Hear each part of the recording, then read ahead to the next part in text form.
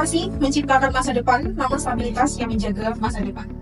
Baik, saya menampilkan dua gambar jam tangan. Apa yang terlintas dalam benak Anda? Yang pasti, kita pemikirannya sama.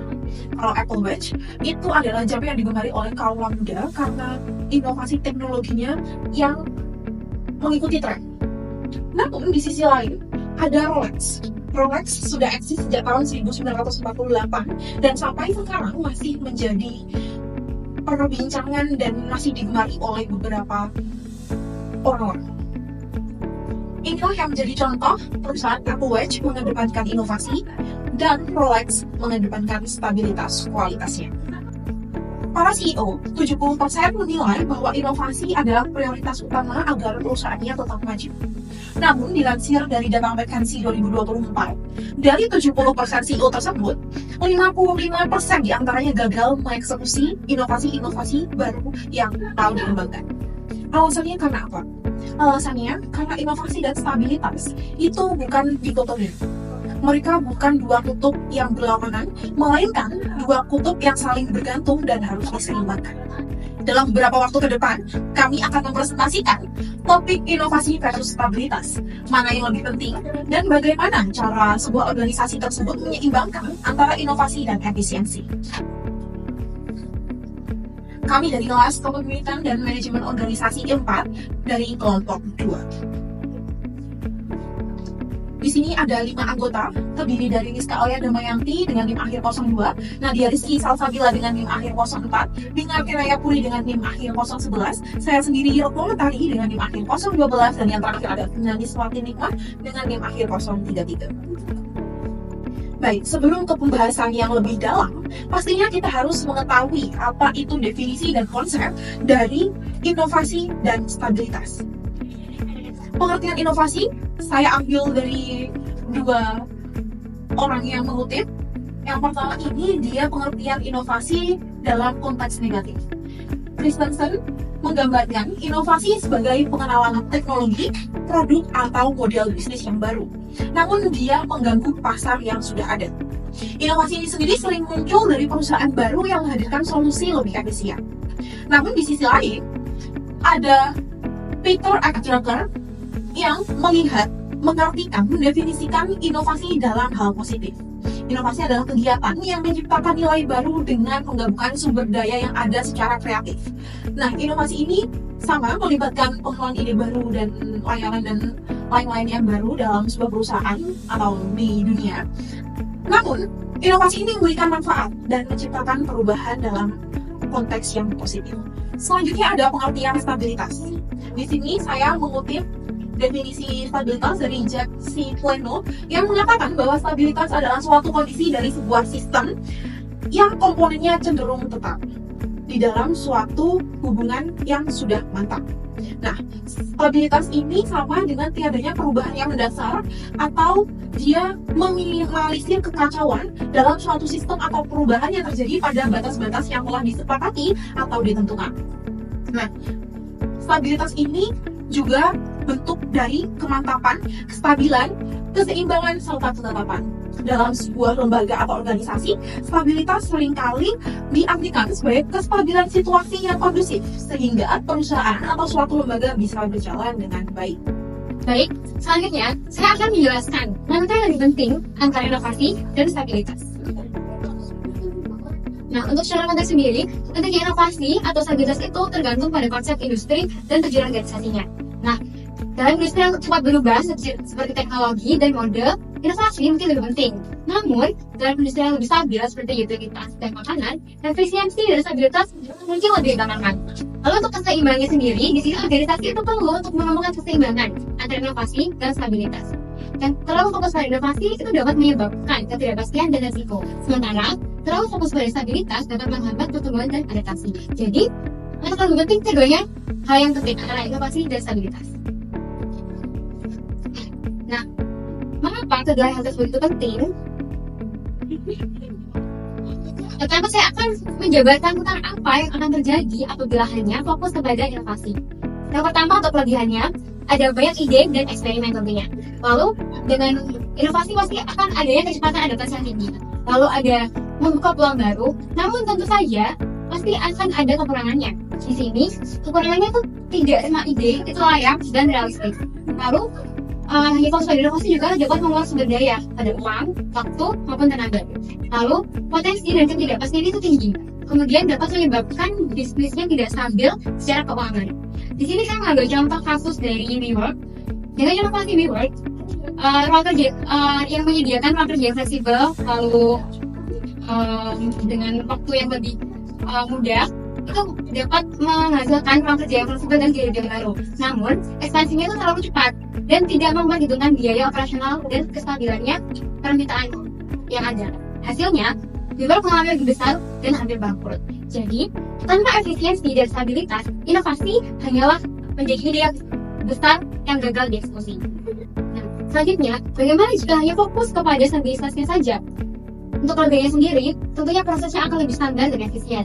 Lalu resiko kegagalannya pastinya rendah dan lebih mudah untuk diprediksi dan aman. Namun kekurangannya, dengan fokus pada stabilitas pasti tentunya akan menyebabkan kaku dan sulit untuk menyesuaikan dengan tren pasar. Akan lambat berinovasi yang menyebabkan perusahaan tersebut akan ketinggalan zaman. Lalu pasti kehilangan daya tarik dari pelanggannya atau customer-nya sendiri. Contoh nyatanya adalah Nokia. Pada awalnya, Nokia adalah pemimpin pasar HP yang global secara stabil dan kuat. Namun, Nokia tidak berani untuk mengadopsi OS Android maupun iOS yang menyebabkan inovasinya terbatas. Hasilnya, pangsa-pasar dari Nokia ini anjlok dan digantikan oleh Samsung dan Apple. Oleh karena itu, stabilitas yang berlebihan juga bisa menyebabkan kejebakan stagnansi dan kehilangan relevansinya. Nah, bagaimana cara untuk menemukan titik keseimbangan dari inovasi dan stabilitas? Di sini kita menggunakan matriks inovasi versus stabilitas, di mana pada kolom kiri itu ada tulis stabilitas antara stabilitas yang tinggi dan stabilitas yang rendah. Kemudian pada bagian atas antara inovasi yang tinggi dan inovasi yang rendah. Nah, di sini mengambil contoh apabila perusahaan tersebut memiliki stabilitas yang tinggi dan inovasi yang tinggi, maka hasilnya akan seimbang dan berkelanjutan. Contohnya seperti Microsoft Office yang stabil dan Azure yang inovatif. Lalu apabila inovasinya rendah, namun stabilitasnya tinggi, efisiensinya itu bagus, namun pasti akan stagnan. Contohnya seperti Nokia pada dulu.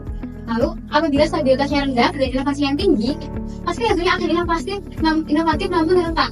Contohnya yaitu WeWork. Apabila stabilitasnya rendah dan inovasinya rendah, tentunya perusahaan tersebut akan stagnan dan gagal.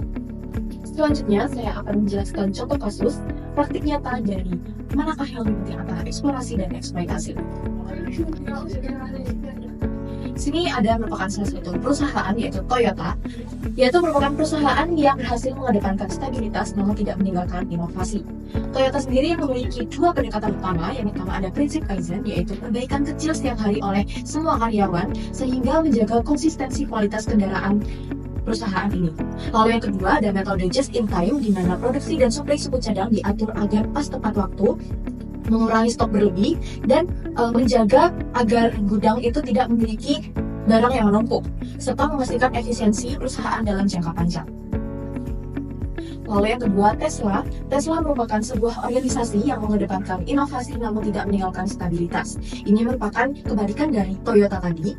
Tesla pada tahun 2012 menciptakan mobil listrik Model S dengan jangkauan baterai jauh di atas rata-rata dan memperkenalkan supercharger untuk jaringan pengisian cepat. Namun, Tesla tidak meninggalkan produk-produk lainnya agar tetap berinovasi. Tesla tetap memperhatikan produk lainnya dengan menggabungkan autopilot atau self driving melalui perangkat lunak yang terus diperbarui, yaitu over the air, membuat kendaraan semakin pintar tanpa perlu ke bengkel. Dalam sebuah organisasi, seringkali kita menganggap bahwa inovasi dan stabilitas itu merupakan dua hal yang harus dipilih salah satu. Namun, ternyata itu salah. Inovasi dan stabilitas merupakan kutub yang sebenarnya harus dijadikan satu, yang saling menyeimbangkan. Inilah yang disebut paradoks eksplorasi dan eksploitasi. Untuk perbedaannya sendiri, eksplorasi itu mencari peluang baru, sedangkan eksploitasi memaksimalkan yang sudah ada. Untuk eksplorasi itu berfokus pada inovasi dan eksperimen, sedangkan eksploitasi meningkatkan efisiensi dan standar. Lalu eksplorasi ini untuk menghadapi resiko dan ketidakpastian, sedangkan eksploitasi mengutamakan konsistensi dan stabilitas. Untuk contoh eksplorasi, yaitu research dan development, itu pengembangan produk yang berhasil menghasilkan inovasi baru. Sedangkan eksploitasi contohnya yaitu produksi massal serta proses bisnis harian. Berdasarkan konsep ambidextrous organization oleh Tussman dan O'Reilly, organisasi yang berhasil diibaratkan harus memiliki dua tangan, satu untuk eksplorasi dan satu untuk eksploitasi. Organisasi yang hebat tidak hanya menjalankan atau ahli dalam satu hal saja, namun bisa menjalankan keduanya sekaligus. Berinovasi tanpa kehilangan arah dan tetap stabil tanpa ketinggalan zaman. Baik, selanjutnya kita akan masuk ke strategi bagaimana cara mencapai keseimbangan tersebut. Untuk yang pertama yaitu menyeimbangkan inovasi dan efisiensi, ini terdapat 4 poin penting. Yang pertama yaitu mengenai budaya organisasi, pengelolaan risiko, investasi teknologi, dan juga kolaborasi di perusahaan tersebut. Di sini budaya organisasi itu diharapkan bahwa perusahaan itu dapat membangun budaya yang mendukung inovasi sambil tetap memperhatikan efisiensi dari inovasi yang telah diberikan tersebut. Di sini diharapkan perusahaan itu dapat mendorong karyawan-karyawannya itu untuk memberikan ide-ide yang kreatif untuk kemajuan di perusahaan tersebut. Namun, masuk di poin kedua, dengan tidak menghilangkan efisiensi, itu perusahaan harus tetap melakukan pengelolaan risiko, di mana di sini perusahaan itu harus mengidentifikasi dan juga mengelola risiko yang terkait dengan inovasi yang sudah diberikan oleh karyawan tersebut sebelumnya. Di sini, organisasi dapat menggunakan pendekatan bertahap untuk menguji ide-ide yang telah diberikan sambil mengeliminasi mana ide yang diperlukan dan ide yang tidak diperlukan. Kemudian yang selanjutnya ada investasi teknologi. Seperti yang kita ketahui bahwa di masa sekarang ini teknologi berkembang secara pesat, jadi diharapkan teknologi itu mampu untuk meningkatkan efisiensi di perusahaan tersebut dalam mengimplementasikan inovasi yang sudah diberikan oleh karyawan. Misalnya, otomatisasi proses dapat mengurangi biaya dan waktu, memungkinkan lebih banyak sumber daya untuk inovasi.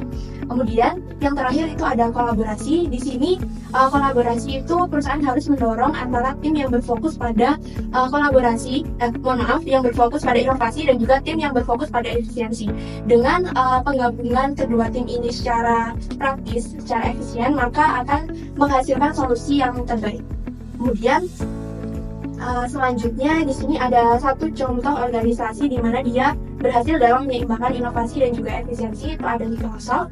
Di sini dalam poin stabilitasnya mereka mendapatkan pendapatan utama itu datang dari Windows dan juga Office 365 serta kemitraan enterprise untuk lisensi kolom. Kemudian untuk inovasinya sendiri di sini Azure terus bertambah layanan yaitu AI atau ML dan juga serverless, diikuti akuisisi GitHub dan juga investasi di AI Copilot. Di sini tim Windows atau Office berfokus pada fitur tahunan, sedangkan tim Azure itu bergerak lebih cepat dengan iterasi kuartalan melalui 2 jalur anggaran yaitu Run the Business dan juga Build the New. Nah, seperti yang sudah dijelaskan pada sebelumnya, itu ada 3 kemungkinan apabila pemimpin itu tidak bisa menyeimbangkan antara inovasi dan juga efisiensi. Di sini yang pertama ada inovasi berlebihan tanpa efisiensi, yang kedua efisiensi berlebihan tanpa inovasi, dan yang terakhir nantinya mereka akan kehilangan daya saing. Jadi semisal inovasi itu berlebihan tanpa efisiensi, nantinya akan muncul banyak inovasi-inovasi, namun hal tersebut memungkinkan sumber daya itu nantinya tidak efisien, seperti sumber daya tenaga, uang, dan juga waktu. Karena untuk menguji coba inovasi-inovasi yang telah dikeluarkan itu, nantinya perusahaan tentunya akan mengeluarkan banyak sumber daya manusia, kemudian uang dan juga waktu. Di situ menyebabkan ketidakefisiensian. Kemudian yang selanjutnya, efisiensi berlebihan tanpa inovasi itu akan menyebabkan masuknya ke poin ketiga, yaitu perusahaan akan kehilangan daya saing. Karena dengan efisiensi yang tinggi sedangkan inovasi rendah, itu akan membuat perusahaan itu mungkin kalah dengan perusahaan-perusahaan lain yang mereka dapat menawarkan inovasi lain yang lebih menarik. Baik, selanjutnya saya akan menjelaskan mengenai solusi-solusi yang bisa diambil sebagai alternatif oleh perusahaan mengenai masalah-masalah yang telah kami dapatkan di slide sebelumnya. Yang pertama adalah perusahaan dapat menentukan prioritas dengan mengidentifikasi perusahaan tersebut berorientasi pada bidang apa? Apakah perusahaan tersebut lebih kepada customer satisfaction atau kepuasan pengguna, atau lebih mengedepankan inovasi-inovasi teknologi? Yang kedua, perusahaan dapat membuat ide-ide baru namun tetap menggunakan sistem seleksi, yaitu perusahaan dapat mengusulkan ide-ide atau inovasi baru, namun perusahaan tersebut tetap harus menggunakan sistem seleksi yang terukur agar dapat menyeleksi inovasi atau ide mana yang dapat diterapkan untuk perusahaan depannya. Yang ketiga yaitu menggunakan data untuk mengambil keputusan. Dari inovasi-inovasi atau ide yang diusulkan oleh perusahaan tersebut, perusahaan dapat menggunakan data untuk mengambil keputusan manakah inovasi yang lebih tepat untuk diambil dari diterapkan dalam perusahaan tersebut. Kenapa menggunakan data? Tentunya data tersebut akan sangat penting dengan adanya matriks ataupun data yang lebih kuantitatif. Perusahaan akan dapat mudah mengukur manakah ide-ide yang lebih relevan untuk diterapkan di perusahaan. Selanjutnya yaitu ada rekomendasi aksi. Yang pertama, perusahaan dapat membangun ruang experimental work. Jadi dari inovasi-inovasi yang telah diusulkan oleh perusahaan dapat membangun atau membentuk tim yang mengeksperimen atau yang akan misalnya mengetes inovasi yang diusulkan perusahaan tersebut agar sebelum sampai ke pengguna ataupun customer, eksperimen produk tersebut sudah dilakukan oleh perusahaan. Yang kedua yaitu tetap efisien di core business. Jadi dari inovasi tersebut tentunya perusahaan harus menyelaraskan dengan core business, yaitu ada SOP sendiri terkait dengan bisnis perusahaan. Kemudian yang terakhir adalah perusahaan selalu menggunakan research atau data untuk evaluasi ide. Jadi perusahaan dalam mengimplementasikan ide atau inovasi tersebut, tentunya perusahaan harus mengevaluasi ide tersebut menggunakan data, bisa menggunakan discussion group ataupun survei yang dilakukan oleh pengguna atau customer. Selanjutnya, inovasi dan stabilitas bukanlah tentang pilihan mana yang salah dan mana yang benar. Jadi, inovasi dan stabilitas itu keduanya harus saling melengkapi. Kepemimpinan ambidextrous atau kepemimpinan yang dapat menyeimbangkan antara inovasi dan stabilitas itu adalah kunci untuk mencapai keseimbangan dan keberhasilan organisasi. Untuk kesimpulannya, jadi dalam menghadapi tantangan bisnis, pemimpin yang baik harus memahami bahwa inovasi dan stabilitas itu saling melengkapi. Jadi pemimpin harus bisa menetapkan prioritas mana yang strategis untuk perusahaan, lalu kemudian menyeleksi ide berdasarkan potensi yang dimiliki oleh perusahaan dan memantau hasil dengan data guna memastikan inovasi itu berjalan dengan stabil. Jadi dengan demikian, organisasi tetap adaptif, efisien dan juga berkelanjutan. Baik, sekian presentasi dari kelompok 4. Bila ada kurang atau salah kata, kami mohon maaf. Terima kasih. Wassalamualaikum warahmatullahi wabarakatuh.